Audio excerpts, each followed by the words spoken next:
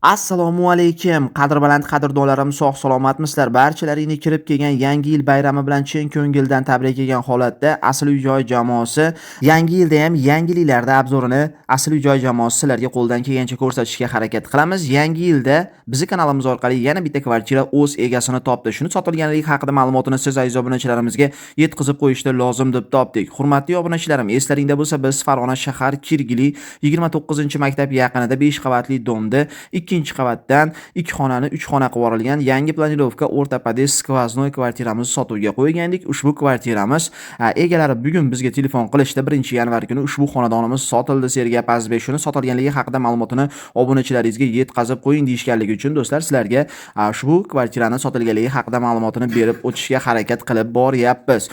Do'stlarim, barchamizga shunaqangi fayzli, chiroyli xonadonlar nasib qilsin. Havas qilganlar izohlarda inshaalloh so'zini yozib ketishni unutmang. Sababi siz bizga ham shunaqangi hududlardan fayzli xonadonlar nasib qilsin. Izohlarda o'z fikrlaringni qoldiringlar va eng asosiysi inshaalloh deb yozib ketishni unutmanglar. Sababi yangi yilda yangi xonadonlar siz bizga ham nasib qilsin. Hurmatli obunachilarim, ushbu xonadon egalari bizga ishonib, kanalimizga ishonib, xonadonlarini kanalimizga joylashganda mana kanalimiz orqali ushbu xonadon o'z egasini topdi. Men nima demoqchiman, hurmatli obunachilarim, agar sizlarda ham sotiladigan xonadonlar bo'ladigan bo'lsa, bemalol bizga aloqaga chiqishlaringiz mumkin. Doimgidek Farg'ona shahridan Sergap Azizbek va uning jamoasi bo'ldi. Xato nuqsonlari bo'lgan bo'lsa to'g'ri tushunasiz. Video yoqqan bo'lsa albatta like tugmasini bosib, uy sotmoqchi, uy olmoqchi bo'lib yurgan do'stingizga shundoqgina jo'natib qo'ying. Keyingi yangi videogacha xayr. O'zlaringni ehtiyot qilinglar, hurmatli obunachilarim. Yana bir karra yangi yil muborak bo'lsin.